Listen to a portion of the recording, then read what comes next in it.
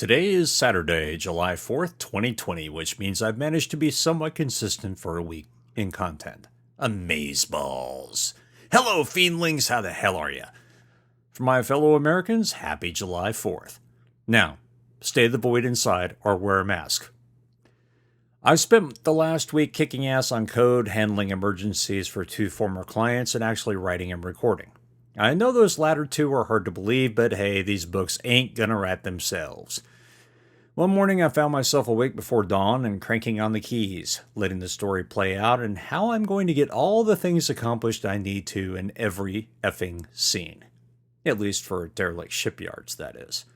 It'll probably be the same for Extinction.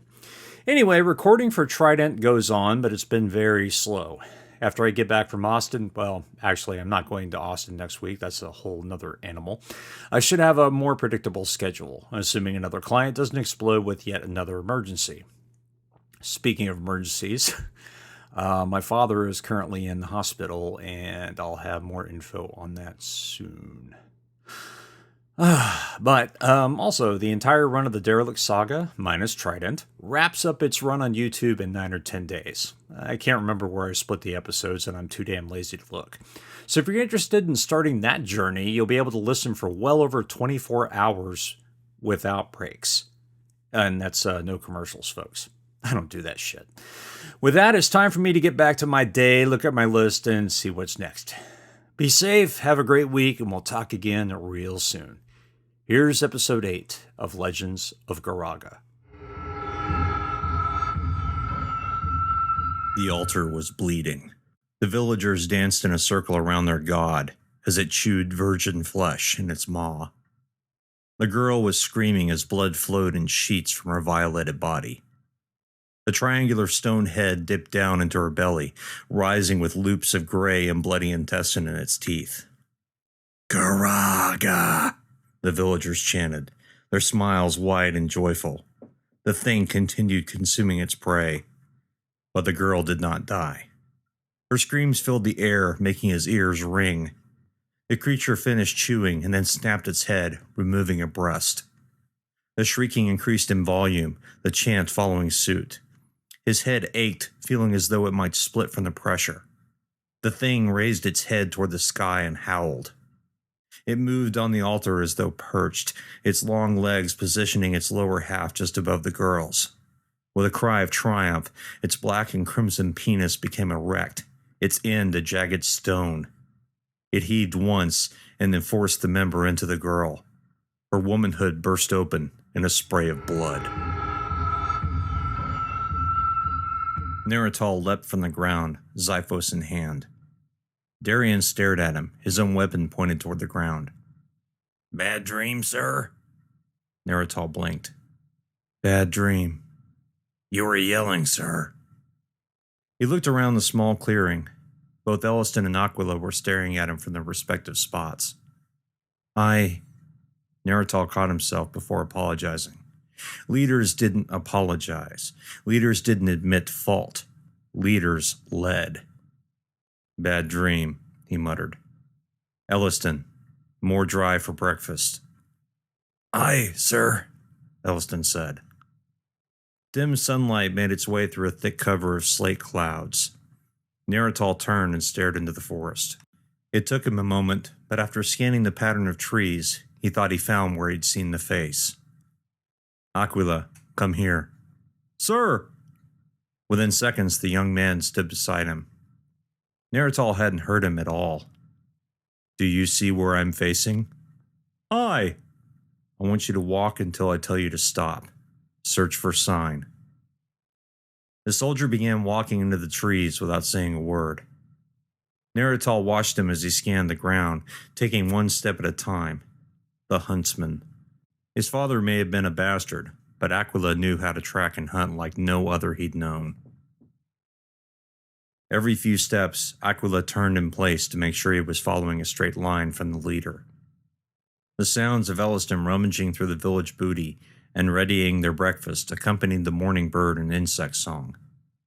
Neratal's stomach rumbled. The dream flashed back to him. The memory of the terrible thing atop the altar, eating, raping. Neratal shivered and tapped the hilt of his Xiphos. Aquila froze near the trees, where Neratal had last seen the face. Sir? Yes. Found something. Gooseflesh rose on his skin. He forced himself to put one foot in front of the other, trying to match Aquila's careful steps.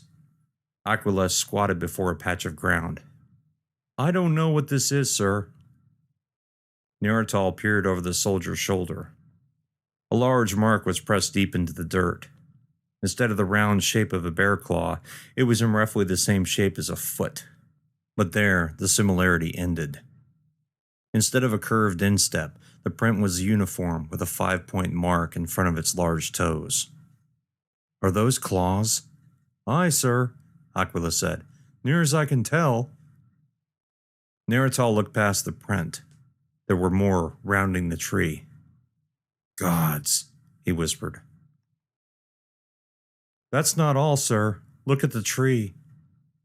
He followed the soldier's index finger to the trunk a few lengths away. The tree had deep groove marks, just like the boulder in the river. Neratal's stomach burned, the thought of food forgotten. Do you want me to track it back? He shook his head. No, soldier. I want to eat and make some distance today. Aquila stood and stared into the forest. Sir, did you see something last night? I don't know. The soldier turned and faced him. The light plays tricks at night. We're used to that, but this, Aquila pointed to the ground, is real. Neratal nodded. Eat, pack, leave. Sir! The soldier walked past him and back to the camp. Neratal stared down at the print. They had destroyed the village. They had taken the book. Had they profaned some god, some creature's holy place? Just some animal, Neratal said to himself. Something we haven't seen before. He turned and set his back to the forest, returning to the campsite. The terrible vision in his dream and the girls screaming would not leave his mind. The march was tense. Aquila was on point, his head constantly scanning the riverbank for sign. Darian once more brought up the rear, leaving Elliston and Neratal in the middle. Their packs were lighter now. After taking inventory of their stock, Neratal had tossed many items from their village sacking. Gone were the bolts of cloth, many of the dried rations, and the jewelry they had found. The soldiers had said nothing while they cast the items aside, but he could tell Elliston and Darian weren't pleased with the decision. Aquila, on the other hand, had almost sighed in relief. We need to move quickly, he told the men. We're being hunted by other villagers. Aquila had opened his mouth to speak, but closed it quickly after Neratal glared at him. Sir, I saw nothing last night, Darian had said. Yes, but I did, and more importantly, Aquila found sign. Darian had nodded and turned to the tracker. How many? I don't know, Aquila had said. Enough. Elliston? Sir? How fast can you go? Elliston had smiled. If we have villagers chasing us with spears, I can keep up. Consider it so. Thus far, Elliston had been true to his word. Although his fever had increased during the night, the man was matching Aquila's pace. The sun was clothed in dark clouds, making the dense forest interior dark as pitch. Thunder rumbled behind as the storm chased them. The world flashed into brilliance from cascading lightning. The river rippled from the rising wind. Going to be a big one, Aquila said. At least we're walking faster with the wind at our backs. Neratal looked ahead. Some distance down the riverbank, the trees crept back, affording more room to walk or camp.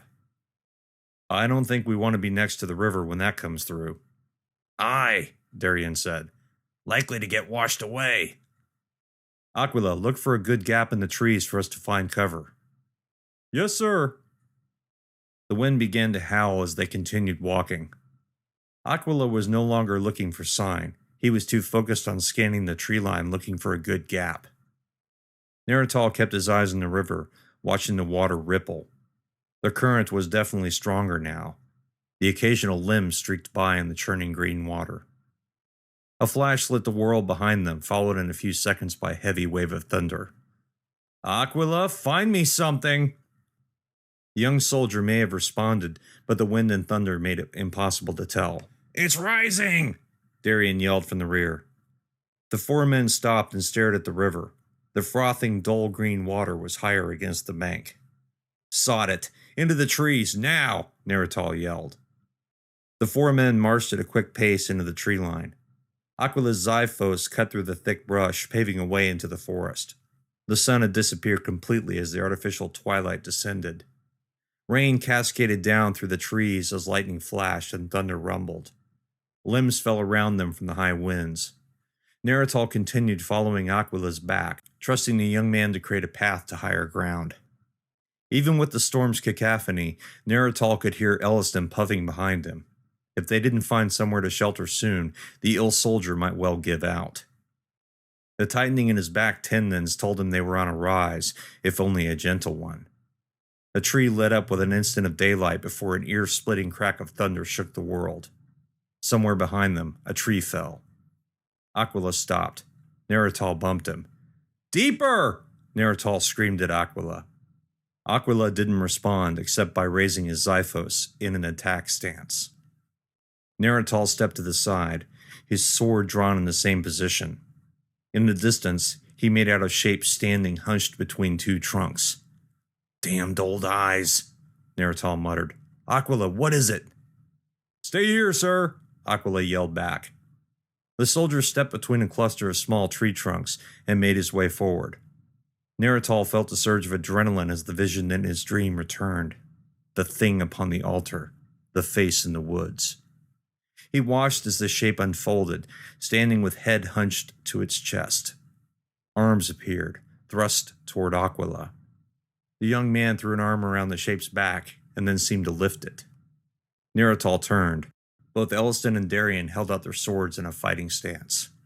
"Darian!" he yelled. "Get in front of Elliston!" The old soldier nodded and pushed his way to the front. Nerital turned back and watched Aquila approach. With each step, the shape in his arms became more clear. It was a woman in tattered clothes. Her long, wet black hair covered her face. She was shivering. "What are we going to do with her, fool? We can't even shelter ourselves!" Darian screamed. Nerital looked ahead. The brush was thinner, night plants taking over from the bushes and brambles. "Doesn't matter now," Nerital yelled. "Keep going. We need some space." He took point, stepping between thin trunks and into the deep forest. The canopy thickened as the smaller trees were fewer and fewer apart. Old forest growth had spread so thick as to make the heavy rain seem like a mere shower. But the thunder, lightning, and the rushing wind high in the trees still filled the world. As they marched in the deep shadows, Nerital spied a rise and began heading south to meet it. He struggled to find his footing in the mud. Rivulets of water ran past him. He wondered just how high the flood would rise. They had been in the flood once before on their way out of the mountains, but that was ages ago, and even then, the storm had been nothing like this. He looked over his shoulder at the rest of the party. Both Elliston and Aquila were having trouble making their way through the mud. Aquila placed the woman on the ground and held her hand, tugging her forward. Nerital continued toward the top of the gentle hill. He slipped and used a gnarled root sticking out of the mud to drag himself to his feet. Another few lengths up the hill, and they could rest. A bolt of lightning flashed to the left, and a tree exploded from the strike. Nerital bent down and scrabbled through the mud on all fours. The top of the hill was as dark as the rest of the forest. Large tree trunks rose from the ground, their canopies filling the sky. The branches were high up on the trunks. Nerital managed to make it a few more feet before sitting at the base of one. He was covered in mud. Out of breath, he watched Aquila and the woman rise over the top and retreat to another trunk. Darian's back came into view. He was covered in muck. The old soldier was pulling Elliston with both hands and yelling something Nerital couldn't make out. With a final heave, Darian fell, landing on his back, Elliston landing on his chest. Nerital stood, dropping his pack beside the tree. He walked to the pair, lifting Elliston from the muddy ground and leading him to a tree trunk. Darian stayed on his back, laughing. Elliston's face was pale, body limp. Neratal sat the man's back against the tree trunk and put a hand against his nose, checking for breath. Elliston was breathing. Neratal sighed. At least they didn't have a corpse in the camp. The fever was raging within him again, probably for the last time. Darian raised himself and walked to the pair. "He's still alive?" "He lives." "Barely?" "Barely." "He better make it. I don't think my back will ever be the same." "He slip?" "Worse," Darian croaked and cleared his nostrils. "He slipped and slid down the hill. Lucky he's not buried in mud." "Check on Aquila. I want that woman bound, now, and tell Aquila he's on watch." "Sir!" Darian left his side. Neratal sat next to Elliston and laid the man's head on his shoulder. The rain was cold, and the pair shivered. He closed his eyes and slept. The torrential rain had departed, leaving a mist in its wake. The sun was still hidden behind masses of gray clouds, but beneath the heavy canopy, they would have been in shadow regardless. Neratal looked over the side of the hill. What remained of their deep footprints were now small pools of water on the otherwise mud-strewn trail. In the distance, Neratal heard the sound of the river's swift current. "He's still alive," Darian said from behind. "Yes, but I think this may be his last night." Neratal nodded and turned. Darian was still streaked with mud despite the heavy rain. "We'll camp here." "Aye, the river may have crested, but best not to take any chances." Aquila stood against a tree trunk, his eyes closed. The young man could sleep anywhere, it seemed. "He stand watch?" "Yes, sir. Woke me up a while ago for seconds." Neratal stared at the woman at the base of the tree. Her long hair still covered her face. Her hands were tied behind her with a short length of hemp rope. Through her ripped shirt, a single breast was visible. "Has the woman moved?" "Not a bit, sir. She says something, but I couldn't make it out." He walked past Darian and to the woman. She didn't stir. With deft fingers, he lifted her hair from her face.